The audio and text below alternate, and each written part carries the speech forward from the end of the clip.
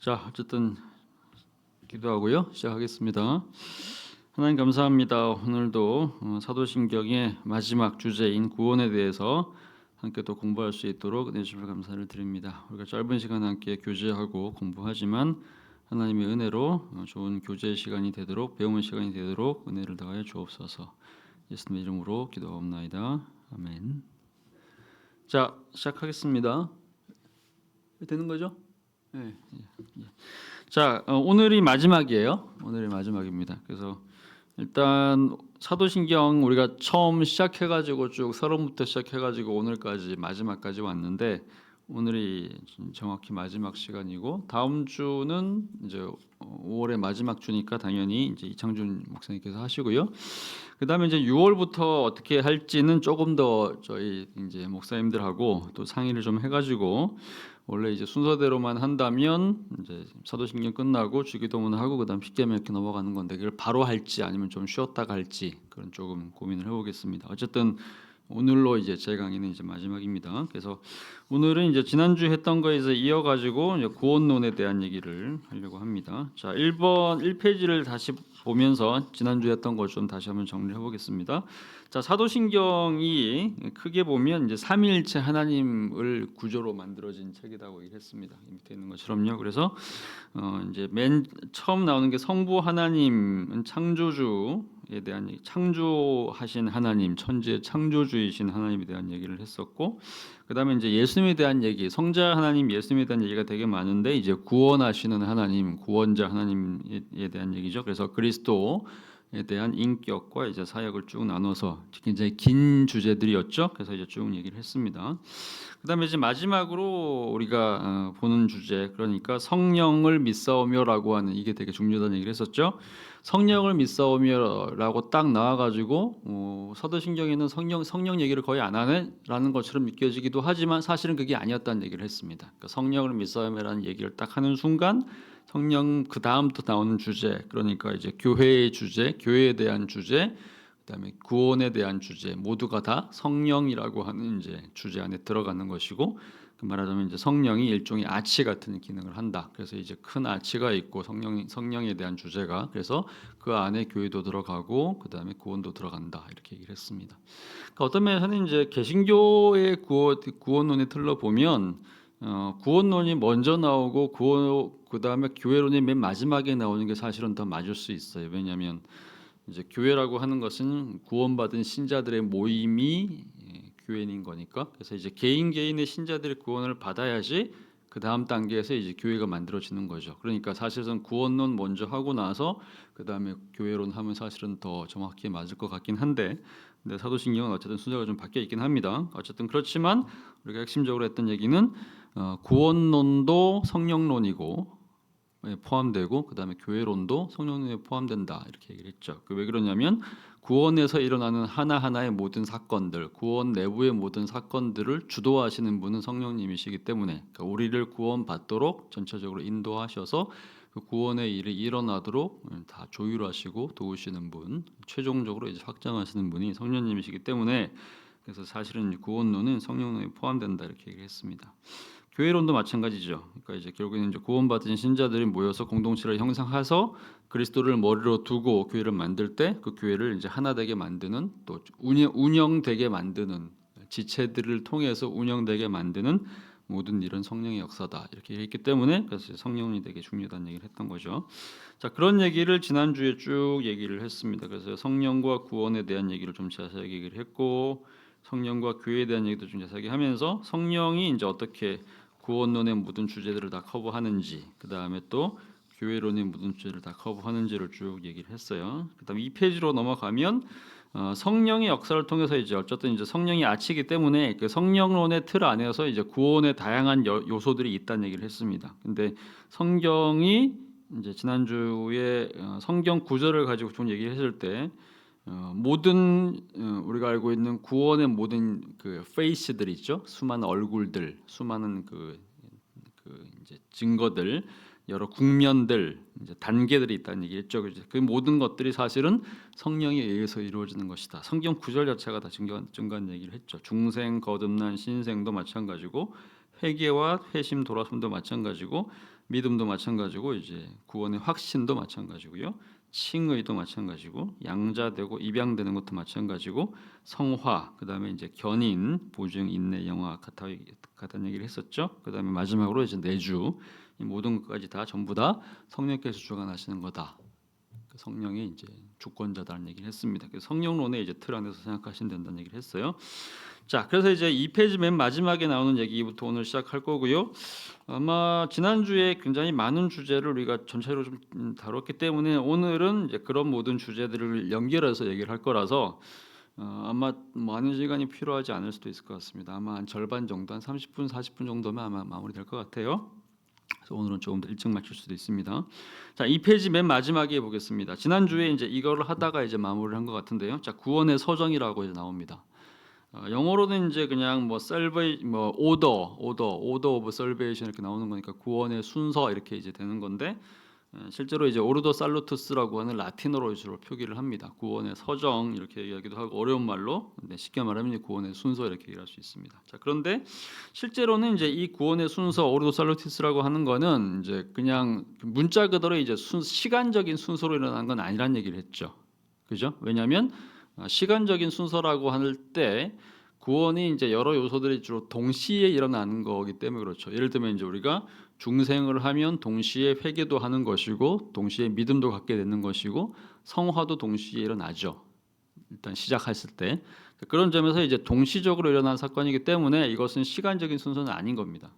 또 시간이라고 하는 것은 우리는 이제 항상 이렇게 시간 안에 제한되어 있는 존재이기 때문에 어떻게 하든지 이제 시간을 통해 가지고 이제 하나하나 설명하고자 하는 그런 의도들이 있지만 실제로는 이제 하나님은 시간 바깥에 계시는 분, 초월에 계시는 분이기 때문에 사실상 시간적 순서로 이제 구원을 이루시지는 않죠. 그죠? 그런 점에서 이제 실제로 이제 이 구원의 순서라고 하는 것은 우리가 이것을 설명하기 위해서 주로 이렇게 개발해낸 일종의 이제 설명의 방식이죠. 그러다 보니까 이것은 실제로 시간의 순서라기보다는 논리적으로 이제 이러한 체계로 이루어진다라고 하기 위해서 설명하는 거였다는 얘기를 했어요. 그래서 쭉 얘기를 했습니다. 자, 그 얘기를 이제 3페이지에서 한 얘기고요. 자, 그다음에 표를 좀 보겠습니다. 이제 이 얘기인데요. 자, 이 표를 보시면 3페이지를 보시면 영어로 좀 이렇게 멋이라 좀 돼 있어가지고 잘 보일지 모르겠는데 이렇게 돼 있습니다. 오르도 살루티스라고 이제 라틴어로 쓰여 있고요. 그다음에 이제 앞에 보면 구원의 순서 이렇게 되어 있죠. 이게 이제 좀 그러니까 구원의 순서 오르도 살루티스라고 하는 것도 이제 대체로 개신교의 거의 모든 교파들은 다 동의하는 그런 형식인데 아마 동의하지 않는 부분 같은 개신교 내에서도 조금 차이가 나는 부분이 있다면 맨 처음 겁니다. 그럴 거예요. 아마 election이라는 단어죠. 선택이라는 겁니다. 그러니까 선택에 대한 신학을 믿는 교파가 있고 믿지 않는 교파가 있거든요. 지난주 마지막에 얘기했었는데 그 선택을 믿는 교파, 소위 이제 예정이라는 거죠. 하나님께서 이제 구원받을 자를 예정해 놓으셨다라고 믿는 교파가 주로 이제 장로교를 포함한 주로 칼뱅주의 교파가 이제 믿는 것이고. 그다음에 이제 이걸 믿지 않는 교파들도 있어요. 그러니까 이제 예를 들면 이제 대표적으로 이제 감리교 같은 소위 아르메니우스를 따르는 교파 같은 경우에는 선택을 믿지 않습니다. 그러니까 이제 사실상 이제 모든 이제 결단의 구원을 받는 조건은 인간한테 달려 있다.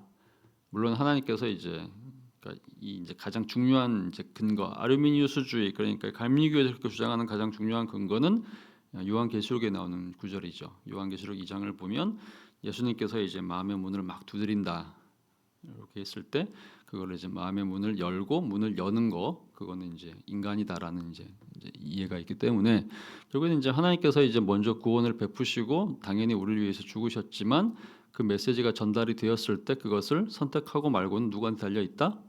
인간의 마지막 결단에 달려 있다. 이제 그러다 보니까 이제 자연스럽게 일렉션이라는 주제를 삭제할 수밖에 없게 되죠. 그다음에 이제 또 이제 이것이 갖고 있는 마지막 결과는 뭐냐면 마지막에 나오는 겁니다. 퍼시비어런스라는 주제, 견인이라는 주제에 있어서 인간이 주체가 되면 구원을 상실할 수도 있는 거죠. 그죠? 왜냐하면 이제 인간이 내가 믿기로 결단을 하고 선택을 해요. 내 의지죠, 자유의지란 말이죠. 근데 그 인간의 의지라고 하는 것은 약할 수 있죠. 그러니까 인간은 의지가 약하기 때문에 인간이 구원을 잃어버릴 수도 있는 거죠. 자유의지로 또 내가 믿겠다고 결단을 했다가 나중에 안 믿기로 결단을 할 수도 있죠. 그런 점에서 이제 본다면 소위 이제 견인, 보존이라고 하는 측면에서는 사라지는 거죠.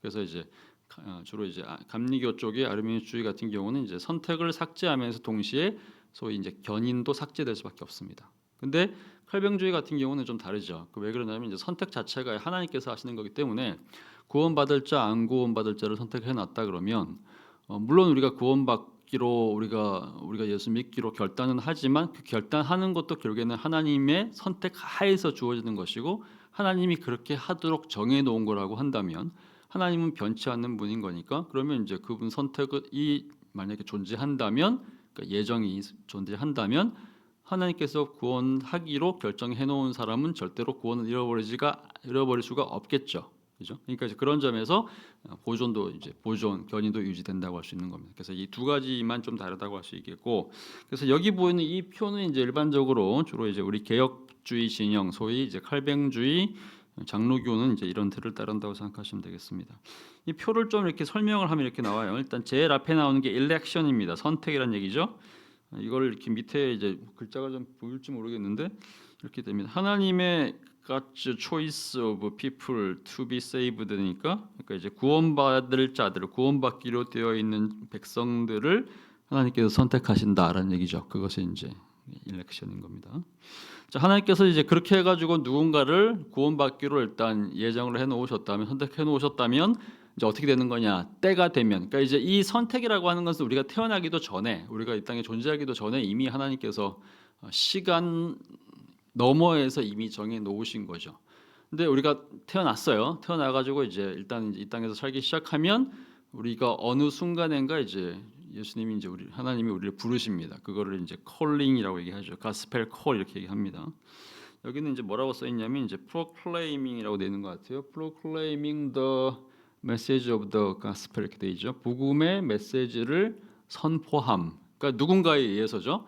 예를 들면 이제 부모님에 의해서일 수도 있고 아니면 이제 교회의 어떤 뭐 전도사님이나 목사님이나 교사를 통할 수도 있고 친구를 통할 수도 있고 누군가를 통해 가지고 복음을 이제 제시를 하는 거죠. 선포를 하는 거죠. 그러면 이제 그 복음을 들으면 우리가 이제 복음으로부터 일종의 부름을 받은 거죠. 자, 이렇게 해 가지고 이제 소위 이제 부름을 받게 되면 뭐 사람에 따라서 이제 거기에 반응을 할 겁니다. 그죠? 그 반응을 하게 되면 생기는 결과 그게 이제 리제너레이션이죠. 이제 이게 그게 나온 거죠. 이게 중생, 지난주에 봤던 중생, 다른 말로 이제 신생 이렇게 얘기하기도 합니다. 근데 밑에 이제 뭐라고 가로 밑에 써 있냐면 being born again이라고 돼 있어요. 그러니까 이제 다시 태어난다는 얘기죠. 그래서 우리가 이제 흔히 쓰는 말로 거듭났다는 얘기가 되는 거죠. 그러니까 중생 자체는 이제 두 번 태어난다는 얘기니까 소위 거듭났다 이렇게 되는 거죠. 이게 이제 소위 이제 거듭남이죠. 근데 그 뒤에 나오는 것들은 말하자면 이제 이 거듭남의 결과들이라고 할 수 있죠. 그래서 그 뒤에 보면 이제 컨버전이라고 그래가지고 컨버전은 회심이란 얘기고요. 돌아선다는 얘기가 되겠죠. 그 밑에 보면 이제 faith and 그다음에 이제 repentance라고 되어 있습니다. 그 믿음과 회개. 그러니까 우리가 이제 회심을 할 때는 이제 기본적으로 두 가지 요소가 있죠. 돌아선다는 얘기니까 그러니까 이제 죄를 짓고 있던 상태에서 돌아서는 거니까 그러니까 죄를 버리는 거죠. 그다음에 이제 어디로 가는 거냐면 그다음에 이제 믿음으로 가는 거죠. 믿음을 통해서 죄를 회개하는 단계. 그래서 이제 이전에 우리가 가고 있던 방향에서 돌아서서 마음을 바꾸는 것, 그것을 회심이라고 얘기를 합니다. 그다음에 이제 이렇게 해서 회심이 일어나게 되면 자연스럽게 따르는 결과 justification이죠. 칭의, 의롭다고 칭하는 겁니다. 그렇죠? 그래서 물론 이제 우린 내부적으로도 회심을 하게 되면 마음을 바꾼 거니까 이제 우리 안에 이미 거룩한 일종의 변화가 일어나고 있고 그 안에 이제 성령께서 이제 임하시게 되면서 우리 내부적으로 이미 바뀐 것도 있지만 근데 실제로 이제 한편으로 또 중요한 개념 중에 하나가 법적인 개념이라는 얘기를 했어요. 그 이제 지난주도 설명했었죠. 그 이제 사탄은 계속해서 우리를 막 이렇게 검사로서 일종의 이제 또 원고로서 우리 피고인, 우리 죄인을 막 정죄를 한단 말이죠. 얘는 죄인이니까 얘는 태어날 때부터 죄를 갖고 태어났고 또 일생 살면서 내내 죄를 짓고 태어나니까 살고 있으니까 얘는 지옥 가야 돼라고 막 선언을 하는 겁니다. 막 고소를 한단 말이죠. 근데 그 고소장을 이제 접수를 한 하나님이 변호사를 이제 대동을 하시는 거죠. 검사가 사탄인 거니까. 근데 그 변호사가 누굽니까? 변호사가 예수님이죠, 그죠? 예수님께서 내가 얘들을 위해서 죽었는데 이제는 얘들은 더 이상 죄인이 아니다. 얘는 그러니 뭐라고 얘기하는 거죠? 아니다. 얘들은 이제 더 이상 죄인이 아니라 의인이 됐다. 최종 판결을 누가 내리는 거죠? 법정 판사이신 하나님이 내리는 거죠. 이제 원고인 이제 사탄의 얘기도 듣고 그다음에 이제 변호하는 예수님의 얘기도 듣고 하나님이 최종 판결을 내리면서 뭐라고 얘기하는 거냐? 얘는 실제로 이제 나의 아들인 예수가 이들을 위해서 죽었기 때문에 이제는 더 이상 얘들이 죄인이 아니고 의인이다라고 선언하는 거죠.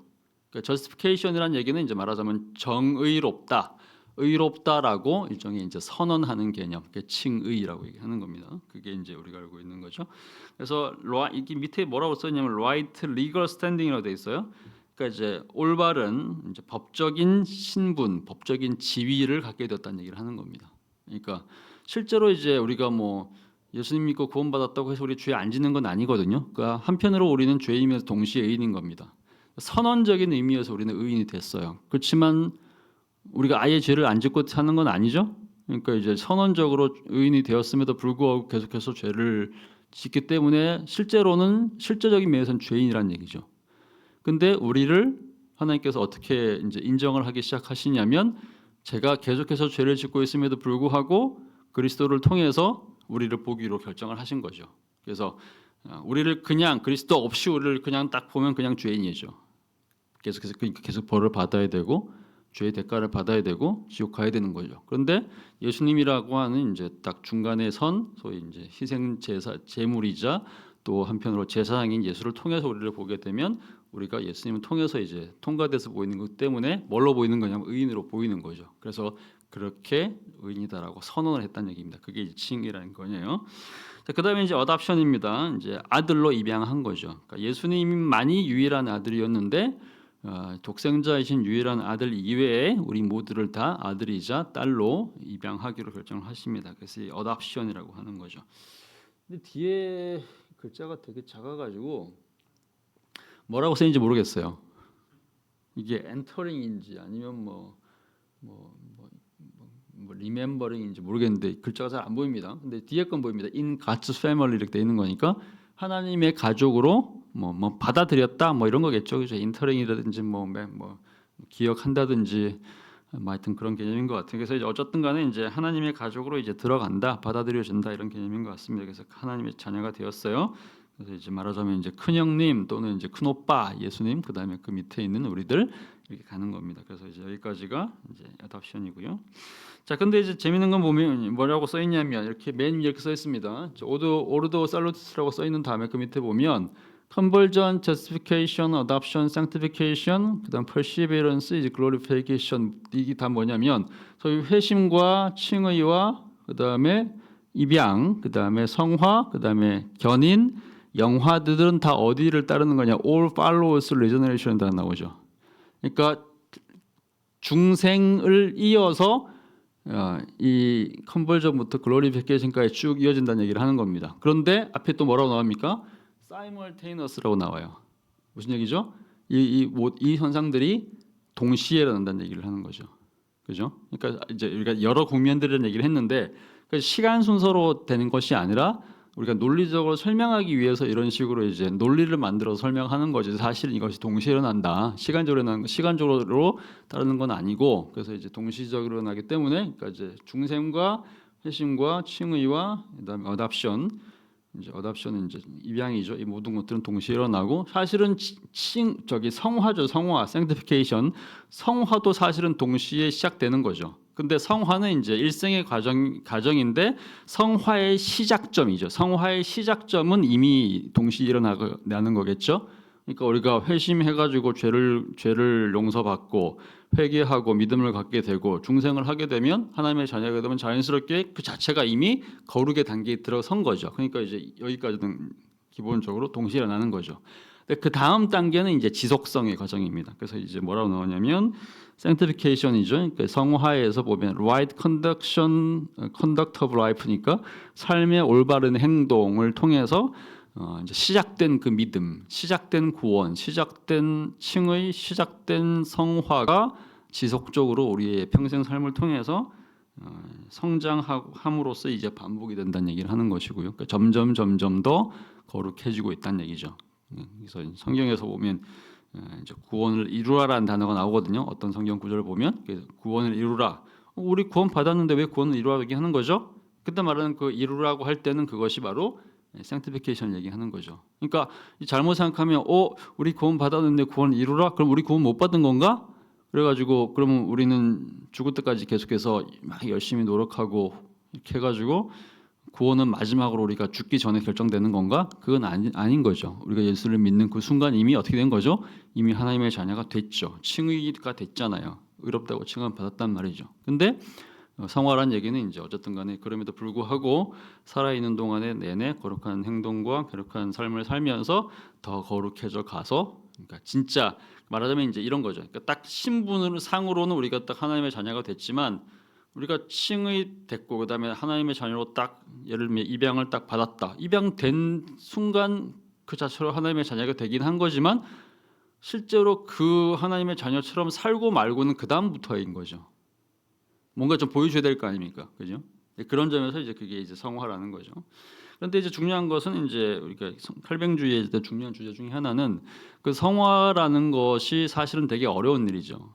우리가 처음 가진 그 믿음을 끝까지 지키는 것도 사실 어렵고 여러 면에서 이제 거룩해져서 성장해져서 우리가 예수를 처음 믿었을 때보다 죽기 전에는 더 아름답고 더 거룩한 하나님의 자녀다운 사람으로 된다는 보장이 없단 말이죠. 왜냐하면 우리는 너무너무 약하니까. 근데 이제 칼뱅주의에서 이제 하나님께의 선택이 중요한 이유는 뭐냐면 그 모든 과정을 하나님께서 함께 하신다. 그래서 그것을 그 첫 번째 우리가 경험하게 되는 구원의 그 첫 단계를 끝까지 지켜주시고 우리가 성장하고 자라고 여러 가지 유혹에랑 막 싸우는 그런 과정에서도 성령께서 끝까지 그것을 지켜주시고 보존해주시고 함께 싸워주신다는 거죠. 그게 이제 perseverance거든요. 그래서 이제 거기 보존 개념입니다. 그래서 이제 견인이라고 하는 거죠.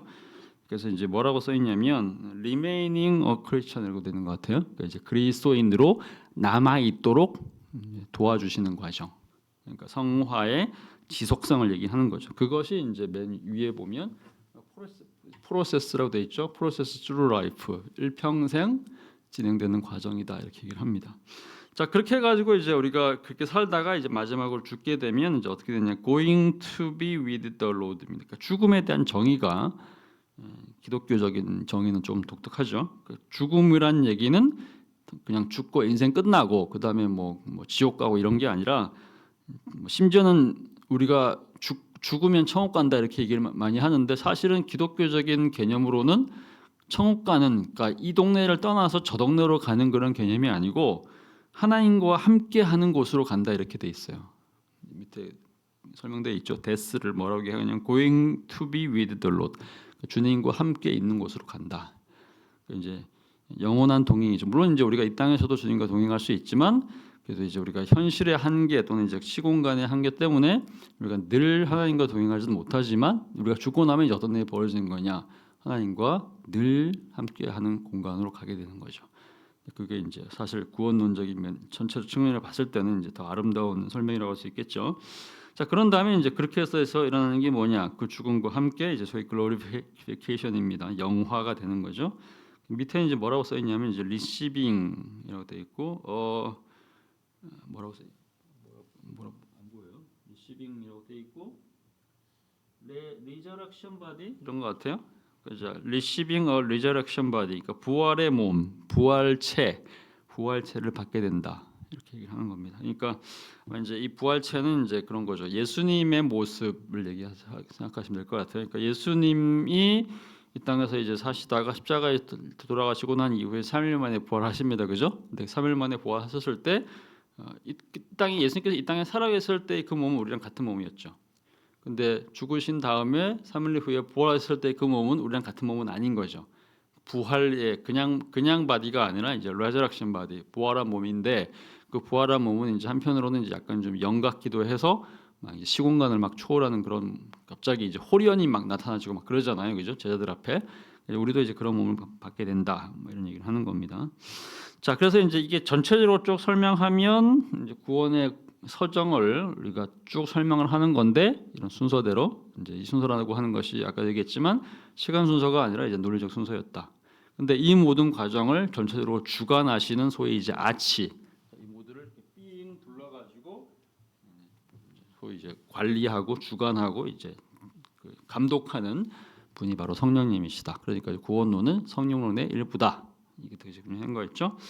자, 이렇게 설명할 수 있는데, 근데 이제 사도신경 자체만 가지고 또 얘기를 한다면, 우리가 구원론의 전체를 좀 살펴본 거고요. 사도신경만 가지고 얘기를 한다면, 사도신경 그냥 간단하게 이제 죄사함과 몸의 부활과 영생만을 얘기를 하고 있어요.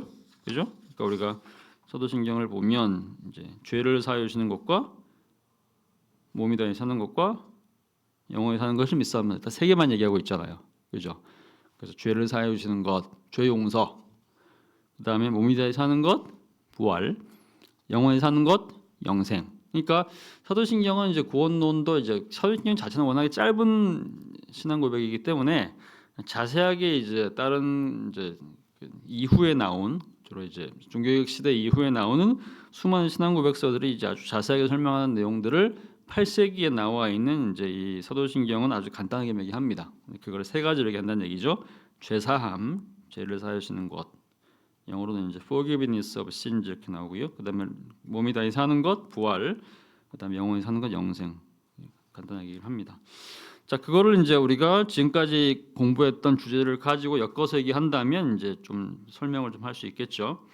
그래서 이제 이 세 가지를 어떻게 설명하면 좋을까라고 이제 좀 고민을 해봤더니 하이델베르크 요리문답입니다. 그러니까 이제 칼뱅이 우리가 알고 있는 존 칼빈 장칼뱅이죠. 이 장칼뱅이 이제 장로교는 장칼뱅이 16세기 전반기에 스위스 제네바에서 활동을 하면서 이제 만든 소위 말하는 이제 신학적 교파 또 신학적인 이제 전통을 우리가 칼뱅주의 이렇게 얘기를 하고 이제 거기서 등장한 소위 교회를 개혁교회 이렇게 합니다.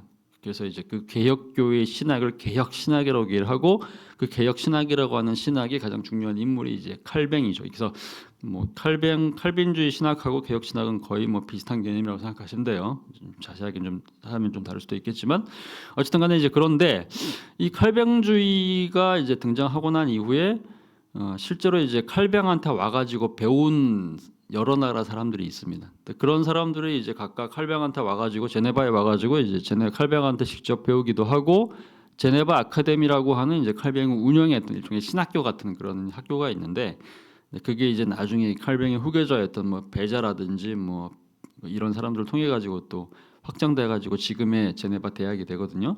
근데 그때 와가지고 배워갔던 사람들이 각각 자기네 나라 돌아가가지고 칼뱅한테 배웠던 것을 자기네 나라에다가 일종의 이제 전수를 하면서 이제 교회들을 막 세웁니다. 그래서 예를 들면 이제 네덜란드에서 와가지고 칼뱅한테 배웠던 사람들은 네덜란드에다가 네덜란드 개혁교회라는 교회를 세운 거죠. 네덜란드 개혁교회에서 만든 신앙고백서가 도르트 신조라고 하는 것이 있어요. 무슨 얘기냐면 이제 도르트라고 하는 동네죠. 도르트 레이트. 도르트라고 하는 동네에서 모여가지고 네덜란드 개혁교회의 신앙고백서를 만든 거예요. 그게 이제 도르트 레이트 신앙고백서입니다. 그 다음에 독일에 있는 사람들 중에서 독일 북부 지역은 당시에 루터파의 영향력 하에 있었기 때문에 루터 교회라고 하는 것이 생겼죠. 그래서 이제 루터 교회는 자기네 신앙고백서를 아우구스부르크라고 하는 동네에서 결성해서 만들었기 때문에 루터 교회의 대표적인 신앙고백서가 아우구스부르크 신앙고백서가 있습니다. 근데 독일 전체가 다 루터파가 된 건 아니고 그 당시에 독일이라는 나라는 지역별로 좀 분할이 돼 있었어요. 그래서 신성로마 제국이라 그 당시엔 독일이 아니고요. 신성로마 제국이라는 나라에 속해 있었는데 신성로마 제국은 좀 독특하게도 이제 황제가 있는 제국이니까 황제가 있는 나라긴 한데 황제가 모두를 한꺼번에 다 이렇게 독재하듯이 통치한 건 아니었고 황제가 직접 통치하는 황제령이 있고 그다음에 나머지 지역들은 일종의 연방제 분위기로 이제 해가지고 일종의 지역 분할을 해줘요. 그러니까 일종 지방 자치 개념인 거죠. 그러니까 그러면서 이제 황제가 직접 다스리는 공간은 황제가 가톨릭이었기 때문에 가톨릭 교회로 남았는데 어떤 특정 지역의 제후, 예를 들면 작센이라는 동네는 작센 제후가 다스렸단 말이죠. 일종의 말하자면 이제 귀족입니다. 엄청나게 높은 귀족인 건데, 예를 들면 뭐 공작이나 이제 백작에 해당하는 그런 종류의 귀족이에요. 근데 그 백작이 다스리는 그 작센이라는 동네는 처음부터 이제 루터를 지지를 하죠. 그러니까 루터가 종교개혁을 했을 때 성공할 수 있었던 중요한 이유는 이 제후의 지지 때문이었어요. 루터가 종교개혁을 성공을 했는데 그러니까 이 지역은 그래서 이제 말하자면 루터교가 된 거예요. 근데 그 지역이 독일의 북부 지역이거든요.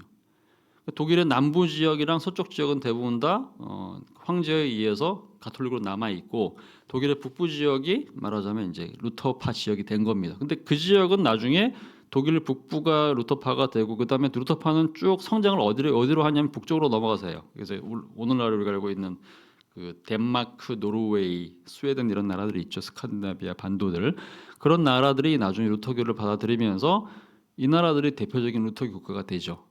근데 특이하게도 이 당시에 독일의 남부 지역에 있는 어떤 한 특정 지역입니다. 오늘날에 우리가 하이델베르크라고 하는 도시가 있는 그 지역이 있는데 그 지역에 있는 그 제후는 특이하게도 칼뱅주의 신학을 받아들입니다. 루터교도 아니고 가톨릭도 아니고 그러면서 칼뱅주의 신학을 받아들여요. 그래가지고 칼뱅주의 신학을 이제 받아들인 다음에 자기네들이 믿을 신앙 고백서를 우르시누스라고 하는 신학자 또는 이제 두 명입니다.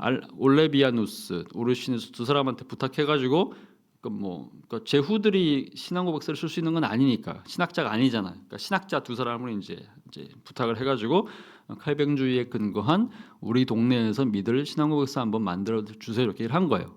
그래서 이제 그분들이 모여가지고 신앙 고백서를 만든 거죠. 그게 뭐냐면 하이델베르크 요리문답이라고 하는 겁니다. 하이델베르크 교리문답인 거죠. 일단 이렇게 되고 그다음에 이제 나중에 이제 시간 지나가지고 한 4, 50년 정도 더 지난 다음에 이때 당시에 칼뱅한테 와가지고 공부를 한 사람 중에 스코틀랜드입니다. 잉글랜드랑 스코틀랜드 오늘날 영국이죠. 영국의 그 당시에는 이제 하나의 통합된 나라가 아니었기 때문에 우리가 알고 있는 영국이라는 나라는 18세기 이후에 등장하는 거고 그 이전에는 이제 밑에는 잉글랜드가 있었고 북쪽에 스코틀랜드가 있었어요. 북쪽에는 스코틀랜드 출신의 존 녹스라는 사람이 이제 칼뱅한테 옵니다. 칼뱅한테 공부를 막 한 거예요. 근데 이제 녹스가 공부한 다음에 칼뱅이 가르치는 이 신학이 가톨릭에 비해서도 당연히 탁월하고 그다음에 심지어 루터파 신학보다 더 탁월하네라고 생각한 거예요. 그래가지고는 이제 이 사람이 칼뱅한테 배운 다음에 그 신학을 가지고 자기 나라로 돌아갑니다. 그게 스코틀랜드죠.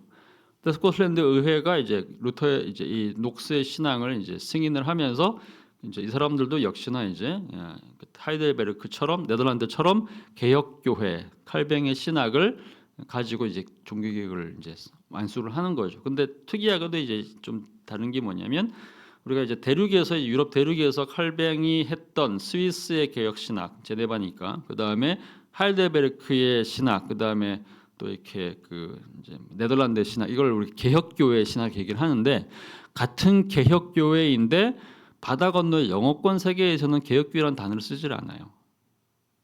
이름을 바꿉니다. 개혁교회라고 부르지를 않고 뭐라고 부르냐면 장로교라고 부르는 거예요. 왜 그러느냐? 신학의 내용은 개혁교회랑 똑같은데 그래서 일종의 개혁 신학을 추구하는 거예요. 칼뱅 신학을 얘기하는 거죠. 근데 이제 교회론에서 도대체 누가 이 교회를 다스리는 거냐 이렇게 얘기했을 때 개혁 신학은 쉽게 말하면 이제 뭐 교황이 다스리는 가톨릭 교회도 아니고 주교가 통치하는 주교제 교회도 아니고 이제 누가 통치하는 거냐면 장로들이 통치하는 교회라고 이제 정한 거죠. 무슨 얘기냐면 성경에 나오는 이제 장로가 있습니다. 소위 이제 교회를 다스리는 장로, 그러니까 나이가 많으신 분들이죠. 그런 분들과 그 다음에 이제 목사도 이제 일종의 장로예요. 이제 목사는 가르치는 장로라고 얘기를 하고 그 다음에 우리가 알고 있는 장로님들은 이제 통치하는 장로입니다. 그러니까 이제 이 장로님들이 모여서 만든 게 당회라는 거거든요. 그 당회의 대표가 노회로 가고 노회의 대표가 총회로 가는 거죠. 이게 장로교 제도예요. 그러니까 이제 이런 제도 시스템으로 개혁교회를 만들었는데, 그러니까 이제 이 개혁교회의 통치 체제는 장로 체제인 거죠. 그러니까 그렇다고 하면 우리가 이 시스템을 가지고 우리 교회의 이름을 만들면 되겠네? 라고 영어권 세계에서 결정을 한 거죠. 그러니까 대륙의 똑같은 개혁교회를 영국 영어권 세계, 잉글랜드, 스코틀랜드에 있는 영어권 세계에서 뭐라고 부르냐면 그것을 장로교회라고 부르는 겁니다. 이해가 되시죠? 그러니까 이제 여러분들이 속해 있는 이 교회는 쉽게 말하면 이제 영어권 세계에서 만들어진 칼뱅주의 교회를 얘기하는 겁니다. 그럼 우리는 왜 그러면 우리 장로교회에 있는 건가? 쉽게 말하면 만약에 우리한테 와서 복음을 전해준 선교사들이 네덜란드 사람들이다, 네덜란드 개혁교회다, 또는 뭐 독일 개혁교회다, 스위스 개혁교회다, 그 사람들한테 와서 우리한테 복음을 전해가지고 교회가 세워졌다. 그러면 우리 교회가 이름이 뭐가 되는 거예요? 개혁교회가 되는 거예요. 근데 그 사람들이 온 게 아니라 우리한테 누가 왔냐면 영어권 사람들이 왔어요. 정확히 말하면 스코틀랜드나 잉글랜드 사람이 온 것도 아니에요. 이 사람들이 나중에 바다 건너가지고 이민을 갔죠. 어디로? 미국으로. 가지고 미국을 건너가면서 스코틀랜드 사람들은 자기네 교회를 가져갈 거 아닙니까? 그 스코틀랜드 사람들이 미국에다가 자기네 교회를 세운 거예요. 그럼 그때부터는 이 교회가 미국 장로교가 되는 거겠죠, 그죠? 근데 미국 장로교 사람들이 나중에 한 200년 지난 다음에 한국에 복음을 가지고 왔단 말이죠. 그럼 그 사람들이 와가지고 특히 이제 이 호남 지역에 세운 교회는 장로교회니까 우리는 그래서 장로교회가 되는 거죠. 근데 이제 신학의 이 장로교회의 뿌리는 누군 거죠? 존 녹스이고 그 다음에 더 거슬러 올라가면 칼뱅인 거죠. 그래서 이제 실제로 이제 우리는 칼뱅주의 개혁 신학에 근거한 이제 영어권 교회, 소위 말하는 장로교 교회가 우리 교회인 거죠. 자, 그때 이제 존 녹스가 스코틀랜드에서 장로교를 만든 다음에 존 녹스 시대 이후에 한 3, 40년 좀 더 지났다. 1630년대니까 한 70년 정도가 지난 다음에 잉글랜드랑 스코틀랜드에 있는 장로교인들이 모여가지고 야, 우리도 지금 대륙에 있는 그 제네바의 칼뱅의 제네바처럼, 그 다음에 네덜란드에 있는 그 도르트 신조처럼, 그 다음에 하이델베르크에 있는 하이델베르크 요리문답처럼 우리도 우리만의 신앙고백서를 좀 만들어야 되지 않을까라고 생각하는 거죠. 그래가지고 만든 신앙고백서가 뭐냐면 소위 웨스트민스터라고 하는 겁니다. 많이 들어보셨죠? 왜 웨스트민스터냐면 이제 웨스트민스터, 런던에 이제 웨스트민스터 그 국회의 사당이 있잖아요, 그죠? 그다음에 이제 거기에 웨스트민스터 애비가 있거든요. 소위 이제 수도원. 그래서 이제 거기에 모여가지고 회의를 통해 가지고 이제 만들어진 장로교의 신앙고백이기 때문에 웨스트민스터 신앙고백서. 그다음에 그거를 이제 어른들이 공부할 때는 웨스트민스터 대교리문답, 아이들이 공부할 때는 웨스트민스터 소교리문답 이렇게 되는 거죠. 이해되시죠? 자, 그래서 이제 그런 것들 중에 하나가 하이델베르크 요리문답이라고 하는 겁니다. 그러니까 이거는 칼뱅의 개혁 신학을 독일 하이델베르크에서 이제 소위 이제 문서로 신앙고백서로 만든 거란 얘기죠. 그래서 그게 하이델베르크 요리문답인데 이 하이델베르크 요리문답의 56번, 57번, 58번을 보면 여기에 이제 사도신경에 나오는 세 가지 주제, 죄사함과 육신의 부활과 영생 이 세 가지를 이렇게 쭉 설명을 하는 내용들이 있습니다. 그래서 요거 하고 좀 마무리할게요. 자, 56번입니다. 하이델베르크 요리문답 제 56문답을 보면 죄사함에 대해서 당신은 무엇을 믿습니까? 라고 얘기하니까 이렇게 얘기합니다. 그리스도께서 하나님의 의를 만족시켰기 때문에 하나님께서는 나의 모든 죄와 내가 일평생 싸워야 할 나의 죄악된 본성을 더 이상 기억하지 않으십니다. 그러니까 이게 이제 칭의랑 같은 개념인 거죠. 그러니까 우리가 사실은 하나님의 자녀가 되었음에도 영원히 사실상 우리의 죄가 없어진 건 아니죠.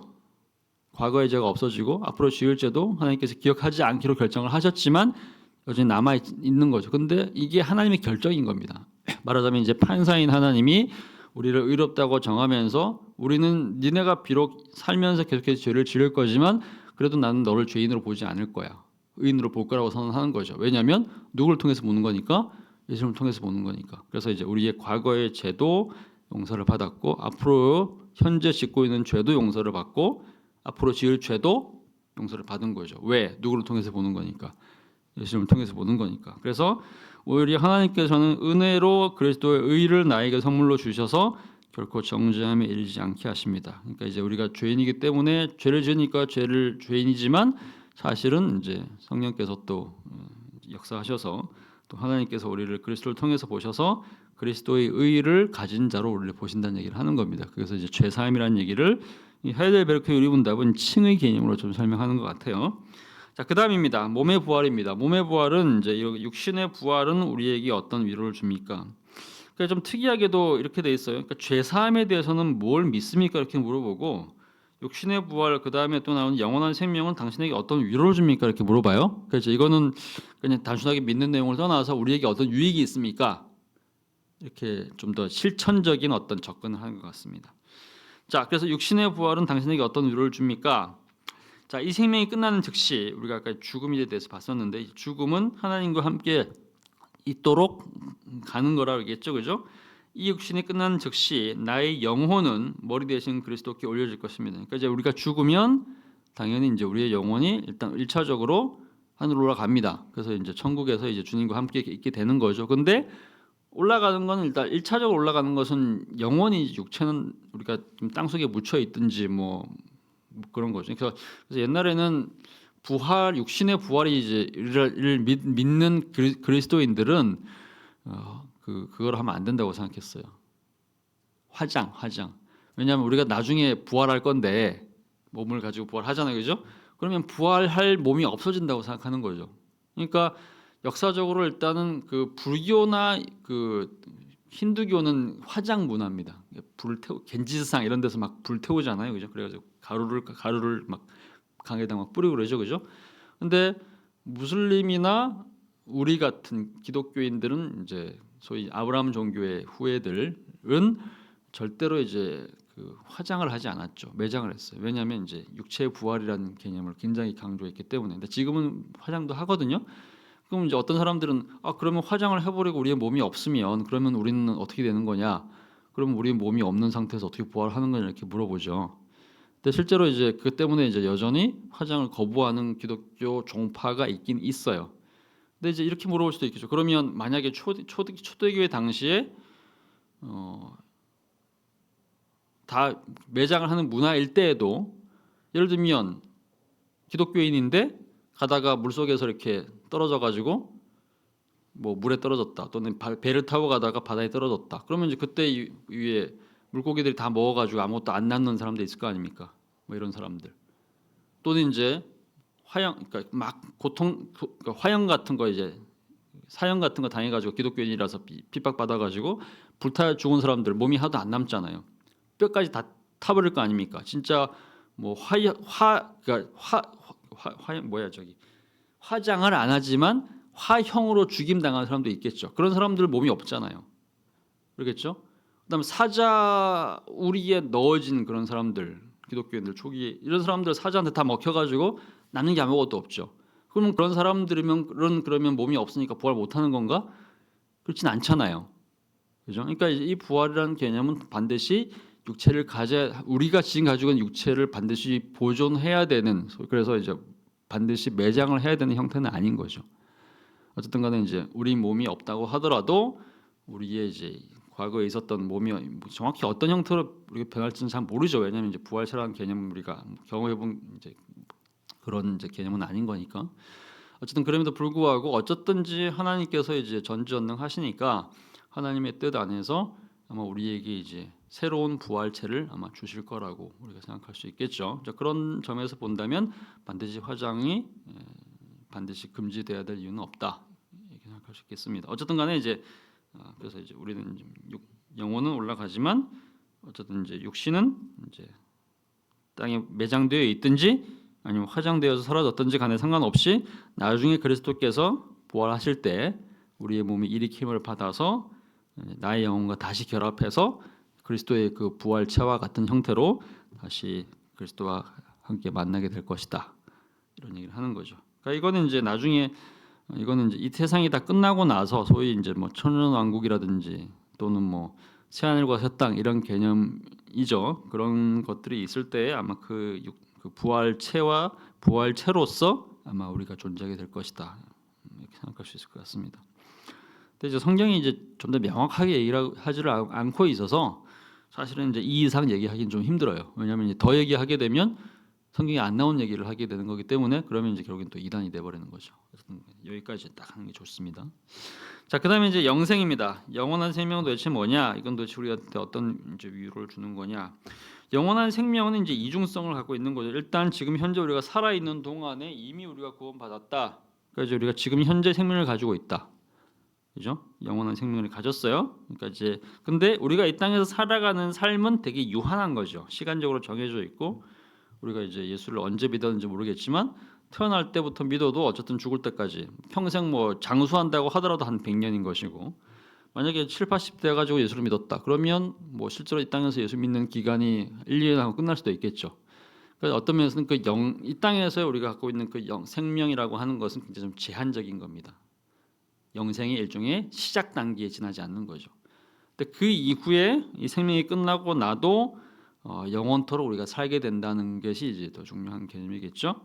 근데 여기는 이렇게 좀 설명해요. 이 생명이 끝나면 눈으로 보지 못하고 귀로도 듣지 못하고 사람의 마음으로도 생각지 못하는 완전한 복락을 얻는다. 그러니까 우리가 천국에 가서 영원한 복을 얻는다고 얘기했을 때 이것도 굉장히 좀 애매모호한 개념이죠. 우리가 예를 들면 이제 뭐 우리의 가족 중에 한 사람이 돌아가셨다. 그러면 목사님들이 설교하면서 천국의 영원한 복락에 얘기하죠, 그죠? 근데 천국의 영원한 복락이 도대체 뭔지는 우리가 잘 몰라요, 그죠? 그래서 이제 실제로는 성경이 이것을 정확히 얘기하지도 않고 있고, 그다음에 사도행전, 사도 뭐 이렇게 그 요한계시록 같은 경우에도 분명하게 설명하고 있지는 않습니다. 상상만 하는 거죠.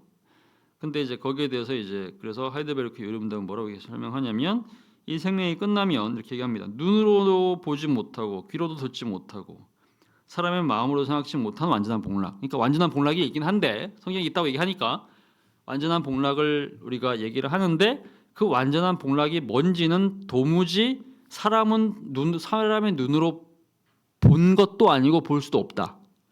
그 다음에 귀로도 듣지도 못하고 사실은 들을 수도 없다. 왜냐하면 이 복락을 우리가 이해할 수 없는 거니까. 심지어는 사람의 마음으로도 상상조차 할 수 없는, 생각도 못하는 복락이라는 거죠. 그러니까 우리가 야, 천국엔 도대체 어떻게 되는 거냐? 뭐 그래서 우리가 지금 오후에 청년 모임에서는 지금 뭐 천국에 뭐 상급이 있냐 없냐, 맨션이 있냐 없냐 이런 얘기를 좀 막 논의를 하고 있는데 도대체 사람이 막 상상하잖아요. 그러니까 천국 가면 이제 뭐 우리는 뭐 개털구원이 아니라 이제 좋은 맨션에 있을 거다, 뭐 2층 집에 있을 거다, 뭐 화려한 궁전에 있을 거다 막 얘기하는데 이런 건 사실 우리가 상상하는 거지만 여기의 표현에 따르면 인간의 눈으로 볼 수도 없고 귀로도 듣지도 못하고 심지어는 사람의 마음으로 생각도 못할 복락이라는 얘기죠. 그러니까 이제 우리는 그냥 상상만 해서 이제 이런저런 그림들을 그려내지만 사실은 그걸로는 설명할 수 없는 더 어마어마한, 그죠? 우리의 이해의 범위를 벗어나는 그런 복락이 있을 것이다. 근데 이렇게 얘기합니다. 근데 이제 그것의 핵심은 뭐냐면 마지막 구절이에요. 그것의 핵심은 하나님을 뭐죠? 영원히 찬양하는 거. 그러니까 사실은 천국의 실체를 보여주는 가장 아름다운 그림은 어떤 면에서는 예배일 수도 있어요. 그러니까 영원한 예배, 우리가 어떤 경우에 그냥 좀 반복적으로 지루하게 진행되는 그런 예배 말고 우리가 어떨 때 이제 예배를 드리면서 정말 천국의 감격을 느낄 때가 있죠. 근데 그런 종류의 우리가 예배 드릴 때의 그 희열과 쾌감, 행복, 복락, 그냥 완전히 그냥 뭐 혼을 떠난 것 같은 그런 종류의 느낌들이 가끔씩 일 수 있죠. 근데 그런 것들이 상상할 수 없는, 또 눈과 귀와 같은 소위 이제 오감으로는 도무지 표현할 수 없는 그런 종류의 예배가 지속되는 곳이 바로 천국이다, 이렇게 얘기할 수 있는 거죠. 그러니까 사실은 성경은 그 정도로만 얘기하고 있어요. 근데 그거를 이제 상상으로 또는 이제 여러 가지 어떤 비유적, 상징적 언어로 설명하고 있는 것이 요한계시록이기 때문에 그래서 이제 요한계시록은 이제 딱의 어떤 묘사되어 있는 그런 아마 그림들의 아마 반복 또는 이제 또 확장, 또 우리의 이해를 넘어서는 어떤 영역이 바로 천국일 것이다, 이렇게 설명할 수가 있겠죠. 자, 그렇게 해가지고 어쨌든 간에 이 되게 이제 복잡하고 이제 최소한 10가지 정도가 되는 이 구원의 다양한 개념을 아주 간단하게 딱 3가지로 이제 줄여서 얘기하고 있는 것이 사도신경이고요, 그죠? 그렇게 얘기했죠, 그죠? 그래서 이 3개에 해당하는 사도신경에 나오는 이 3개의 구절을 나중에 종교개혁 시대 이후에 수많은 이제 뭐 아까 얘기했던 아우구스부르크 신앙고백서라든지 하이델베르크 르문답이라든지 또는 이제 장로교회 웨스트민스터 신앙고백서 이런 것들이 또 자세하게 설명하고 있다. 좀 더 설명을 좀 부가해서 그다음에 오늘날에 또 신학에 이르게 되면 좀 더 자세하게 이런 것들을 확장을 해서 이제 얘기를 하면서 이 모든 구원론의 주제들이 성령론의 틀 안에서 설명된다라는 얘기까지 그렇게 해서 일단 이제 정리가 된 겁니다. 자, 일단 이렇게 해가지고요. 이제 6장의 이제 마지막까지 왔습니다. 그래서 우리가 사도신경의 처음부터 시작해가지고 이제 가장 먼저 삼위일체 하나님 중에서 성부 하나님에 대한 얘기를 했고 성자 하나님에 대한 얘기를 좀 더 길게 했고요. 그다음에 성령 하나님에 해당하는 3번째 주제로 들어와서 성령, 그다음에 교회, 구원까지 얘기를 하면서 사도신경을 일단 여기까지 마무리했습니다. 그죠? 자, 그래서 오늘까지 아까 얘기했던 것처럼 오늘까지 해서 일단 사도신경 끝이죠. 믿음, 소망, 사랑 중에서 믿음에 해당하는 주제는 오늘까지 마무리했고, 그죠? 그래서 다음 주는 이제 마지막 주니까 또 이창조 목사님께서 하시고, 그 다음에 이제 6월부터 어떻게 할지 바로 시작할지 좀 쉬었다가 할지는 또 이제 교육자회에서 논의해가지고 알려드리도록 이렇게 하겠습니다. 자, 이렇게 마무리하겠습니다. 혹시 뭐 오랫동안 달려오셨어요? 1월부터 시작해서 5월까지 4개월, 5개월 정도를 중간중간 좀 쉬기도 했죠. 그러면서 어쨌든 사도신경까지 다 달려왔는데 마무리하기 전에 헤어지기 전에 혹시 질문 있으시면 하시고 끝내겠습니다. 예.